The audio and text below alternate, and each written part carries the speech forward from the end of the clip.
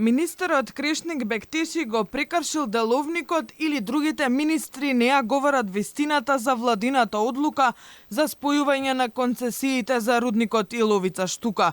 Според деловникот за работа на владата, сите учесници на владината седница ги добиваат сите материјали на предлагачите, па дури и тие да се класифицирани. Па ако се работи според овој пропис, не се издржани ставовите на министрите, кои се правдаа дека не ги виделе документите, или пак министерот за економија Бектеши, пред да побара гласови од колегите, не го доставил материјалот по кој кренале рака за спојување на концесиите. Материјалите што се доставуваат од министерствата и другите органи на државната управа за разгледување на владата, задолжително се доставуваат со меморандум за секој поединечен материјал како информативен документ, преку кој се обезбедуваат јасни информации за содржината на материјалите. Вториот став од член 73 вели дека со потписот на министерот или државниот секретар се доставуваат и осврт по материјалот, можни решенија со аргументи за или против, резултати од извршените консултации со ресорните министерства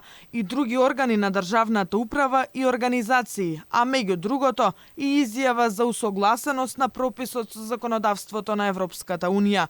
Но според изјавите на премиерот не се знае дали Бектеши ги испочитувал овие членови од деловникот. Ковачевски побара Бектеши да ги достави сите судски одлуки кои се однесуваат на рудникот во Иловица.